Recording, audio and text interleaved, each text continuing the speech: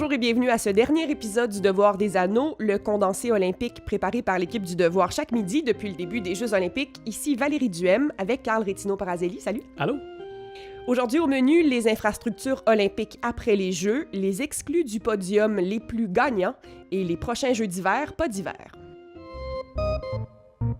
Les athlètes olympiques de Russie au hockey, les Allemands en bob à 4 et les Suédoises en curling ont été parmi les derniers à monter sur la plus haute marche olympique. C'est toutefois la fondeuse norvégienne Marit Bjørgen qui a remporté le tout dernier titre des Jeux de Pyeongchang au 30 km départ de masse style classique. Et c'est pas mal du tout, en fait, que ça soit elle qui ait remporté la dernière médaille des Jeux. Marit Bjørgen, elle a 38 ans.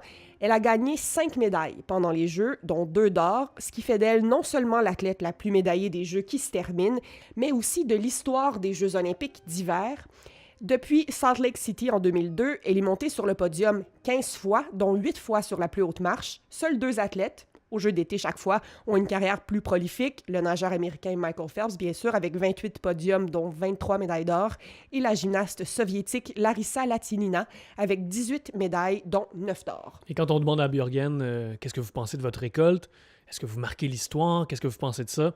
Elle dit, je ferai le bilan quand j'aurai terminé ma carrière. Donc, on peut deviner qu'elle n'a pas fini de nous impressionner. Non, je pense que non. Hein. C'est le ski de fond, c'est un mode de vie en Norvège, donc il n'y a pas de retraite... Pas tout de suite. Pas tout de suite. Le Canada, donc, quitte les Jeux olympiques avec une récolte de 29 médailles, dont 11 d'or. C'est son meilleur résultat de l'histoire. À Vancouver, l'équipe canadienne avait remporté 26 médailles, dont 14 d'or, son précédent record. Les compétitions maintenant terminées, c'est déjà le temps de se demander ce qu'il adviendra des infrastructures sportives de Pyeongchang après les Jeux. Andréane Chevalier, tu t'es intéressée au caractère un peu particulier du stade olympique. En quoi est-ce qu'il est différent? Bien, vous savez peut-être, mais le stade de Pyeongchang, c'est un stade éphémère, sans toit ni chauffage, dans un endroit où il fait très froid, faut-il le souligner. On l'avait vu à la cérémonie d'ouverture, là, les athlètes qui avaient... Il y avait des kits de survie qui étaient distribués aux spectateurs. Oui, c'est justement, d'ailleurs, il y a même un avertissement sur le site officiel des Jeux olympiques qui suggère aux spectateurs d'amener leur couverture. Donc, c'est un stade qui ne va servir que 4 fois aux cérémonies d'ouverture et de fermeture des Jeux olympiques et paralympiques qui auront lieu le mois prochain. Il a été conçu pour être démonté comme ça après les Jeux. Puis aussi, c'est pas banal de le souligner, mais on peut même dire que c'est pas vraiment un stade. Hein. Ceux qui écoutent ne le voient pas, là, mais je mime depuis le début des guillemets quand je dis stade, parce qu'il n'y a aucune compétition sportive qui est disputée. On peut aussi penser à la forme, là, un pentagone qui est assez particulière pour un stade. Pourquoi c'est un stade éphémère? Est-ce que c'est la première fois? J'ai jamais entendu ça, moi. Bien, c'est plutôt inusité pour les Jeux d'hiver, en effet. C'est les moins pour les Jeux d'été. Mais c'est pas la première fois dans l'histoire que ça arrive. Ça avait été le cas à Albertville, en France, en 92. Il y avait un stade aussi pour accueillir les cérémonies d'ouverture et de fermeture. La capacité était la même, là, donc 35 000 spectateurs. C'est assez gros. Mm-hmm. Mais bon, sauf que là-bas, on se racontait pas d'histoire. On appelait ça le théâtre des cérémonies. Non, on n'y allait pas stade. Mais non. Puis à Pyeongchang, le stade c'est quand même un investissement, là, une centaine de millions de dollars pour une infrastructure qui va être démontée ensuite. Est-ce que c'est vraiment un gain? Bien, mon impression aussi que c'était quand même cher pour quelque chose d'éphémère, mais j'ai discuté la semaine dernière avec Stéphane Koval, qui est un consultant en stratégie d'infrastructures sportives et doctorant en études urbaines à l'UQAM. Lui est plutôt d'avis que ça reste quand même modeste comme coût pour une infrastructure là, d'une telle grosseur, là, 35 000 places. Ce qui se passe, d'après ce qu'il m'a dit, c'est que le CIO lui-même, donc le Comité international olympique, demande depuis quelques années aux villes organisatrices de réduire leurs coûts et de faire attention aux éléphants blancs, donc aux infrastructures qui, après les Jeux, ne servent pas à grand-chose. Comme un stade olympique. Comme le stade... Par exemple. Comme déjà la plupart des infrastructures de Rio, ça fait à peine 1 an et demi que les Jeux sont terminés. Puis... À Athènes aussi, ça avait été un échec. Donc, le CIO encourage la mise en place d'infrastructures éphémères dans cette perspective-là. Aux Jeux d'été de Londres, en 2012, par exemple, il y a eu le stade de basketball qui a été démonté après les compétitions. Il avait été construit avec des matériaux qui pouvaient être recyclés aussi. Donc, c'était déjà... On pense à long terme. Tout était pensé comme ça. Mais il ne faut pas oublier quand même que ça reste une affaire de contexte. Là. Donc, s'il y a des villes hautes qui pourront subvenir à un besoin local avec des infrastructures permanentes, là, pourront quand même le faire. C'était pas le cas à Pyeongchang. Hein. Quand on y pense, la population de la région est de 45 000 personnes. C'est 10 000 personnes de plus que la capacité du stade lui-même. Et c'est assez éloigné, en plus, des grands centres. Tout à fait. Est-ce qu'on peut s'attendre à ce que ça soit ça, le futur, que de plus en plus les infrastructures olympiques soient démontables, soient éphémères? Ben oui, tout à fait. C'est ce que M. Koval m'a dit. C'est ce qui est fascinant avec cette tendance-là, c'est qu'en même temps que ça laisse aucun héritage ou presque aucun héritage sur le site des Jeux olympiques, ben ça peut leur donner une toute autre dimension pendant. Donc, imagine, Valérie, hein, à Paris, en 2024, les compétitions de volleyball de plage vont se tenir sur le Champ de Mars, avec la Tour Eiffel en toile de fond. Et C'est vrai, ah ouais? Oui. Donc, l'effet spectaculaire là, est garanti. Ça va faire de la belle télé, hein? Oui. Puis aussi, à Rio, par exemple, en 2016, les compétitions de volleyball de plage aussi avaient lieu dans un stade éphémère de 12 000 places, dans le décor de la plage de Copacabana. Un petit décor de tous les jours. Pas trop mal. Donc, dans ces cas-là, mais le cadre, l'environnement où a lieu la compétition devient partie du spectacle. C'est la ville avec ses emblèmes qui devient un espace événementiel. Donc, sauf que, bon, on l'a dit à Pyeongchang, c'est pas vraiment pour le décor qu'on se déplace. Non, pas exactement. Et puis, est-ce que, en réfléchissant de cette façon-là, est-ce qu'on pourrait commander, imaginer par exemple que le CIO pourrait commander et faire construire un stade, puis ensuite le déplacer? Donc, on construit une fois les infrastructures et on les déplace simplement d'une ville à l'autre? Ben oui, comme un peu comme à la manière d'un cirque itinérant. Ben oui. Comme la Formule 1, par exemple. Comme la Formule 1, oui. Aussi.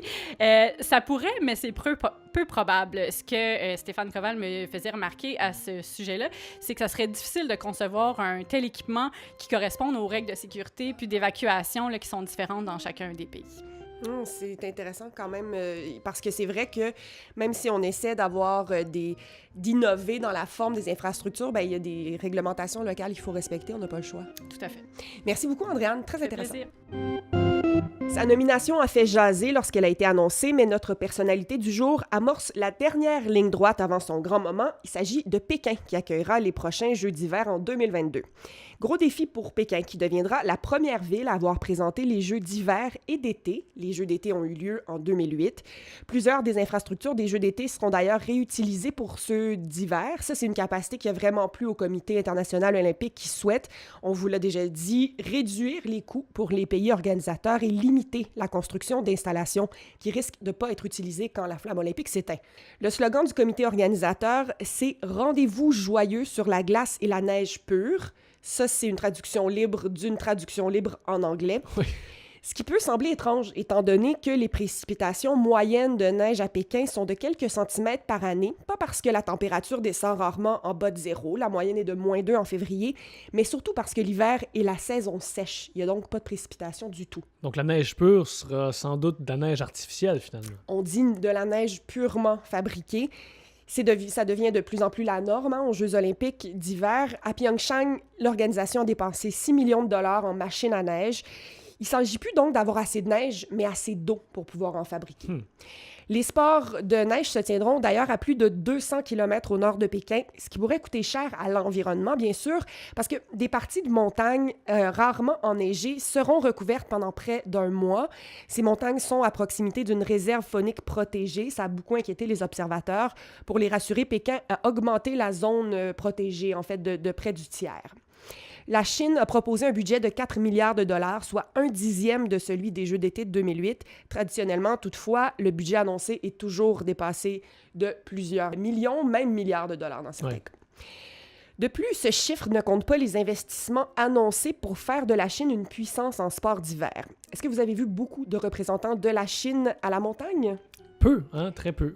Très peu, c'est ça. La Chine a remarqué aussi, elle contre-remédie à ça.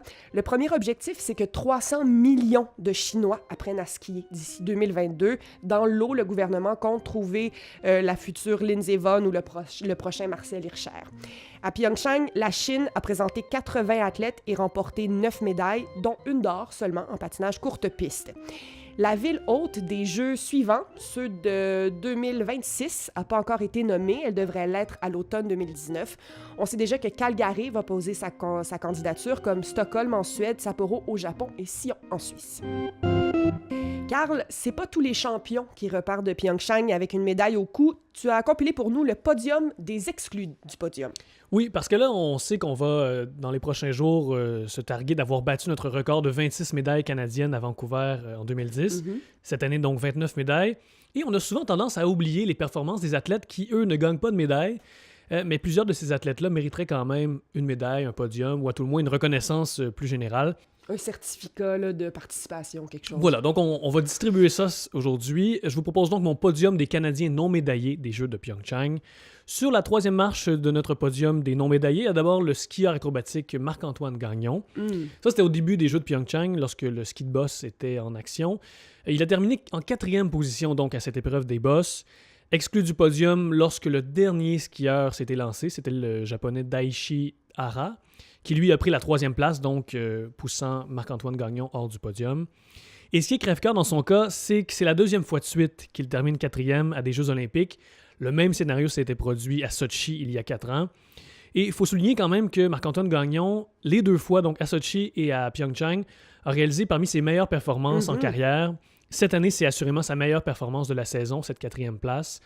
En Coupe du Monde, il avait fait une 5e place à Ruka en Finlande il y a quelques mois. Mais quand même, c'est une 4e place assez tout à fait acceptable pour lui.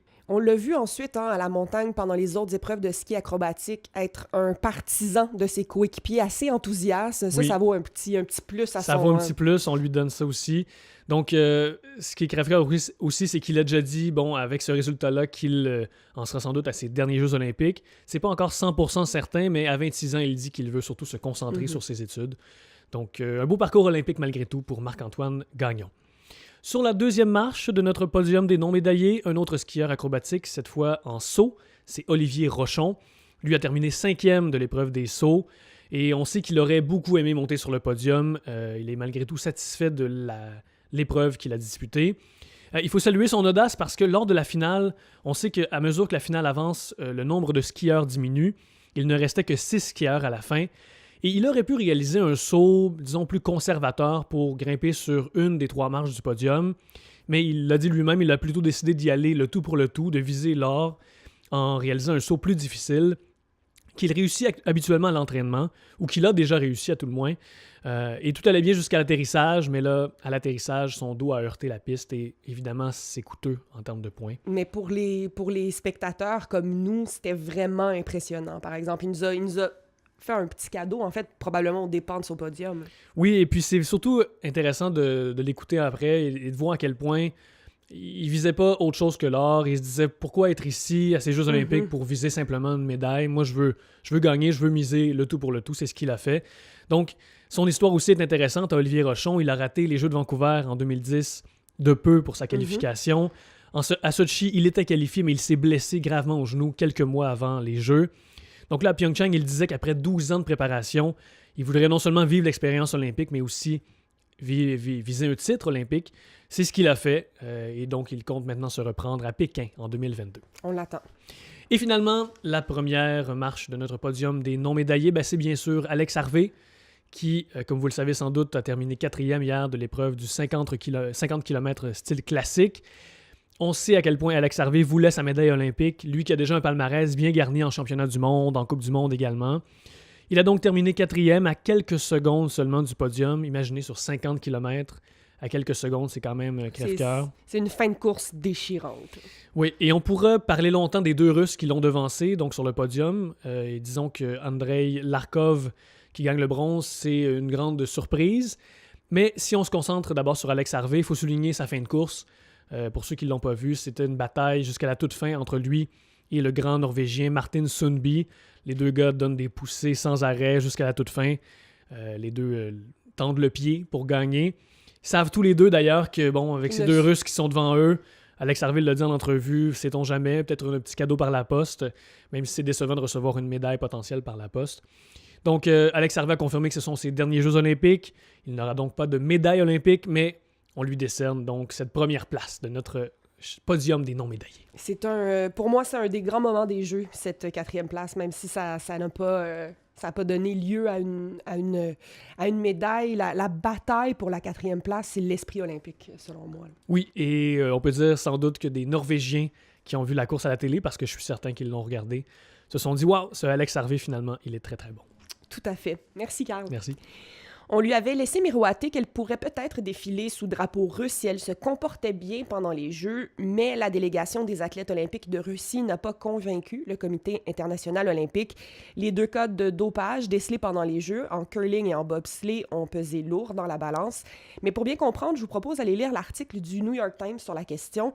Le quotidien revient sur les circonstances de l'exclusion de la Russie, mais on y apprend aussi que la suspension du pays de Poutine pourrait être levée dès la semaine prochaine et donc reprendra son chemin vers les prochains Jeux olympiques, ceux d'été. Voilà, c'est ainsi que se termine le Devoir des Anneaux. Merci à toute l'équipe, Carl Rétino-Parazelli, Merci bien sûr, Valérie. les journalistes Jean-François Nadeau, Stéphane Baillargeon, Andréane Chevalier et Jean Dion, Félix Deschênes et Guillaume Levasseur qui se sont relayés au son et Florent Daudens. Merci d'avoir été avec nous depuis le début des Jeux. Qui sait, on se retrouve peut-être à Tokyo en 2020.